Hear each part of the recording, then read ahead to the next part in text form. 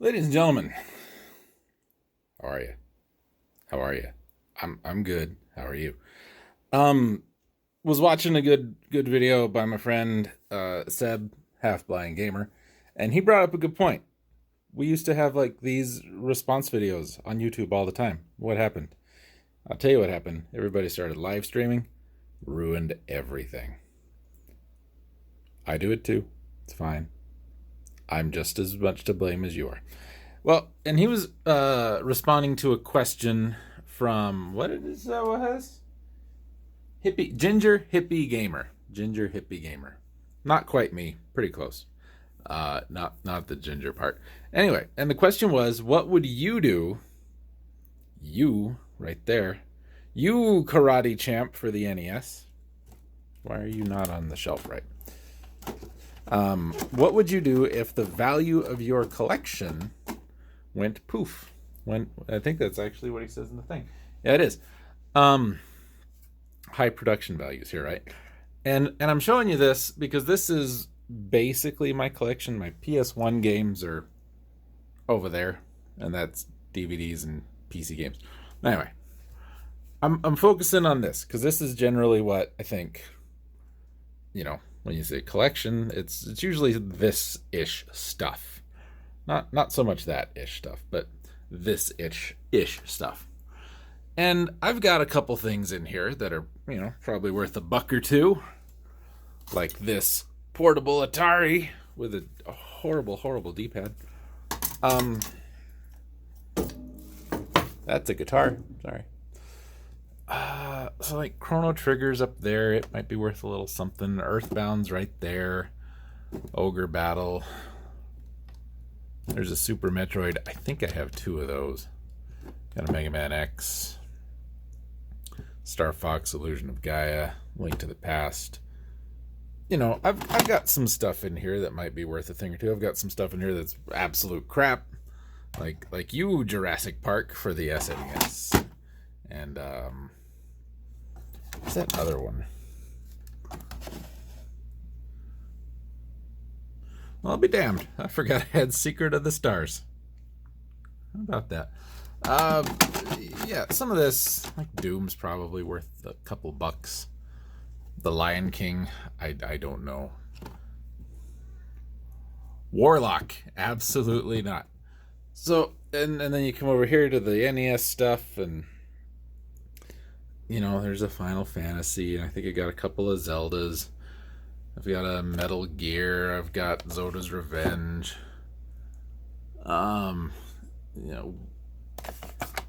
King's Knight is in there. I've got a gray box Link to the or a Adventure of Link, excuse me. I think I've got 2 or 3 Metroids. I've got a Mike Tyson's Punch Out. The first Turtles game. Yeah, again, some stuff that's probably worth a buck or two. Some of it's not, like Operation Wolf, or where's that other one? Silent Service. Same thing here. Like, I think I ended up with 2 Jet Force Geminis for some reason. Ogre Battle 64.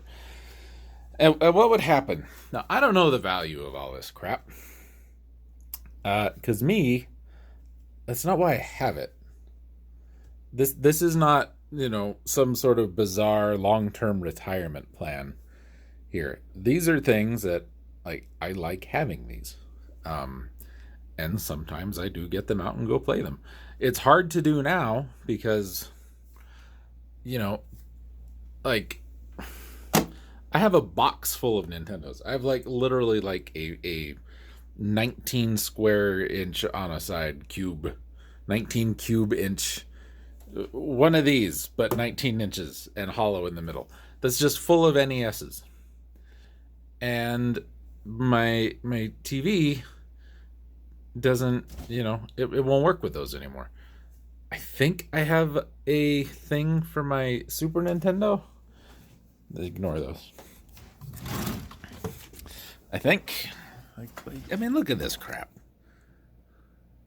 That'll do S-Video for a Nintendo, but that TV doesn't have S-Video. That's power. That's garbage. That's for a Wii / GameCube. Well, no, this one's for the Wii because it's got the notch in it. and that's a component. But like I can't hook up like my thing, you know? I can't hook up my NES or my SNES or that or that or that. Especially not this. This is my little. There's a story about this. This is my aftermarket NES, and it's a it's a champ. But I want to. There's stories. Stories abound. Stories abound. The only problem I had with this is it doesn't have a video output. It has a video output, or a video. Re.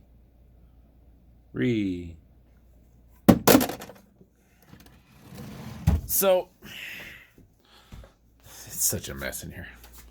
I had to fix some stuff. Give me a break. So looking at this. What would happen if? Oh, I have Bayou Billy. Hey, Bayou Billy. What would happen if the value of this went away? What if What if there's another retro gaming crash in 30 years when I am nearly 70? Well, no big deal. I don't care. It'd be a little bit of a bummer. But honestly, look, if I die, who's going to get this crap? Who's going to get it, want it, and know what to do with it? Nobody. Like, these are here, like, GameCube games don't emulate very well. PlayStation 2 games don't emulate very well. Wii games don't generally emulate very well. N64 games, hit and miss. NES is fine. Super NES is fine. The PlayStation games, they're fine. But, I have some of these because I like playing them. That's why I have them. And I don't play them all on the console. I mean, you saw the state of that aftermarket guy. But, that's why they're here. They're here to be played. And a lot of these, the SNES games especially, and N64 games, a lot of these I had before I started Let's Playing in the first place. And they were just games I would get out and play. You know what I mean? So, while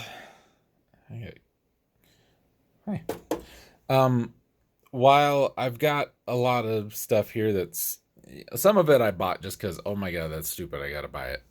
Like, Gyromite. And probably Warlock up there. Where was Saint here? And the Monkey King here. These are the same game. For all intents and purposes, Saint and Monkey King are the same game. They're side-scrolling Journey to the West shooters. They both play exactly the same. They both look exactly the same. I think they were $3 each. Just kind of one of those things. Oh, I got $5 to blow on a game. I'll buy it, Same with a lot of what's happening down here. Like, the Area 51 game. Where was the dog one? Here we go. Yeah. I haven't even played most of these. I haven't even booted up most of these. Can't even get out of the thing. Rough Trigger, the Vancor conspiracy, right there. State of Emergency. But some of these, some of these were gifts. Some of these were bought for a specific purpose, like Mega Man X, 7, and 8, because I was playing all the Mega Man X games. Ragnat's played Shin Megami Tensei Nocturne. I liked his Let's Play, so I found that and bought it. Beyond Good and Evil, same thing there. Gungrave, same thing. I watched someone else play it, and I thought that looks like a lot of fun. Okage was a Ragnat's thing. So, if the value of my collection goes just bust, right? I'm like, financially, I'm not out anything. There's $1,000 ish here, maybe a little more. But that's, clearly I care a lot about the value of my investment here, because I haven't dusted this shelf in weeks. Months, probably, is more honest. But their value to me does not exist in the monetary form. The value to me exists in me being able to, well, it used to be like, I'm going to play Legacy of the Wizard. Bloop, there it is. This is the game, by the way, that got me Let's Playing. After I screwed up this very finger, couldn't go to work because I had to have my arm in a sling. Thought, I'm going to beat that game. I've been playing that game forever. I'm going to beat it. Couldn't beat it. Couldn't figure it out. Got on YouTube way back when, like 2006, 2007, I think. And saw Deceased Crab Let's Playing that. I thought, well, I can do that. That's easy enough. So that's how this all got started. So the value here to me is like we said, it's not monetary, it's not financial, it's emotional value, it's nostalgic value. Like, I still have a damn good time playing Legacy of the Wizard and Metroid and Zelda and Fester's Quest and Blaster Master and the first Turtles game, and I can look at these and like okay, here's the story. Wizards and Warriors, the first one, right here. Not to be confused with Iron Sword, which is the second one. This one. I was maybe 8, 9, 10 years old, and we would go rent games every weekend because, you know, it was the weekend. Keep the kids out of the parents' hair, give them something to do. Went and rented Wizards and Warriors. Went over to a friend's house. And between the two of us, we played that game for like 3-4 hours. I don't think we finished it, but I can remember it was like their grandparents' house, and their little like summer guest room thing was in the top of the house, like second floor, and it was a little tiny room. It had the arch ceiling kind of thing, and it was hotter than hell up there. And I remember just being up there playing that game all afternoon. I remember that. That's where the value of that game comes from, to me. Somewhere over here, it's Memory Lane with Jason. Isn't that nice? Right here. King of Dragons. So, your buddy Jason was a band geek. King of Dragons, Final Fight-esque / Dungeons and Dragon side-scrolling beat-em-up, made by Capcom. Your friend Jason was a band geek, and he went on a band trip with some other band geeks. And, you know, you go on this, like, 1.5-hour, 2-hour bus ride to do a 15-minute thing, but you got to be there all day because there's 30 other kids who each have to do a 15-minute thing, right? So you get a lot of downtime. And right across the street from where we were playing or doing our little band geek thing was a bowling alley. The bowling alley had an arcade in it.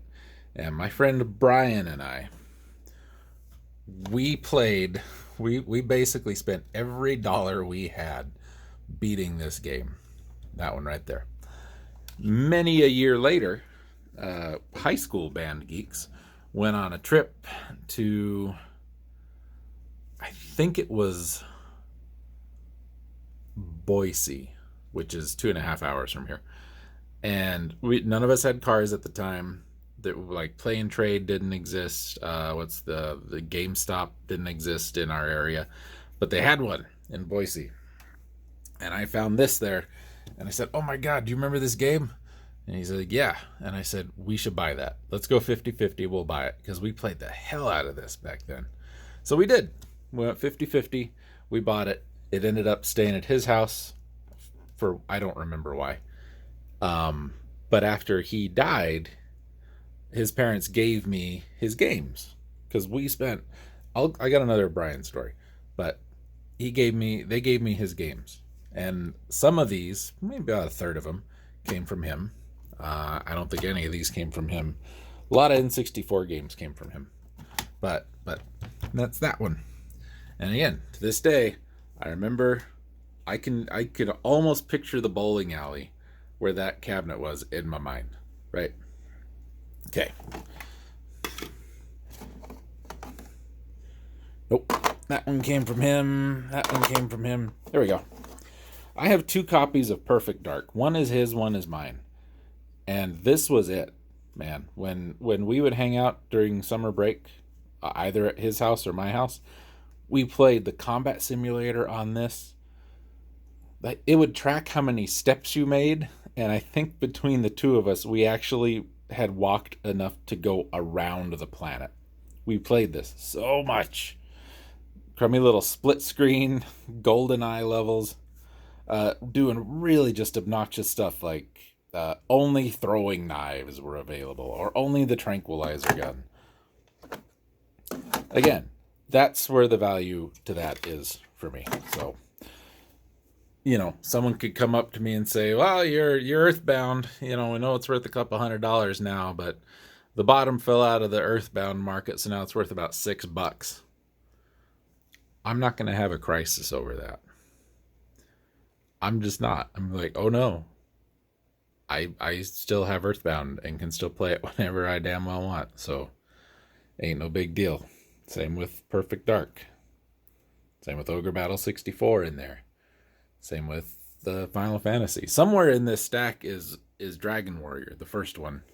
And I bought that one brand new. It's not one I had to go and buy again later. There's a Steanax. The Guardian Legend. I see Crystallis. Yeah, right there. Right in between Little Nemo and Castlevania 2. It's a good place for it. But again, I remember beating that game. I remember having the map thumbtacked to my wall by the TV so I didn't get lost.